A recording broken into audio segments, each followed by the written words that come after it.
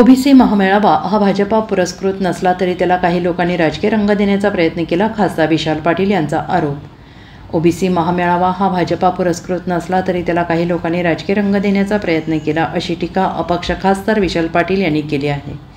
सांगलीतील ओबीसी मेळाव्यात अनेक राजकीय मंडळींनी स्वतःची पोळी भाजण्याचा प्रयत्न केला, त्यामुळे हा भाजपा पुरस्कृत मेळावा नसला तरी याला राजकीय रंग देऊन आपली पोळी भाजण्याचा प्रयत्न अनेक नेत्यांनी केल्याची टीका विशाल पाटील यांनी केली। मराठा आणि ओबीसी आरक्षण मागणीला माझा पाठिंबा आहे, असं विशाल पाटील यांनी स्पष्ट केले। मेळावा भाजपप्रणीत जरी नसला तरी मेळाव्यात आलेल्या काही लोकांनी त्याचा राजकीय वापर करून घ्यायचा प्रयत्न केला। भाजपचा मेळावा असता तर काँग्रेस पक्षाचे नेते आम्ही तिथं पाठवले नसते।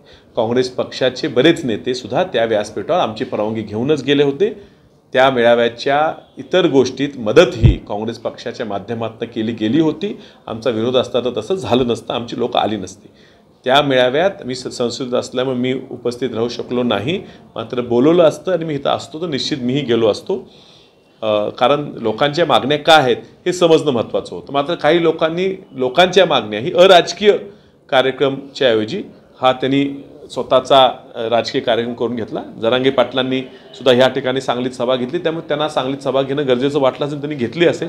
मात्र माझं एक एवढंच सुधारणा त्यांना सुचवायची आहे की कदाचित पुढच्या वेळी राजकीय लोकांच्या ऐवजी जे खरोखर तळागाळातली लोक आहेत, ओबीसी समाज लोक आहेत, ज्यांना होणाऱ्या निर्णयामुळे किंवा झालेल्या निर्णयांमुळे काही त्रास होत असेल, त्यांना वाचा फोडायला संधी द्या। तुमचीच भाषणं आता तिथं न करता खालच्या सामान्य लोकांना बोलू द्यावं। Bureau report, SBN Marathi, Sangli.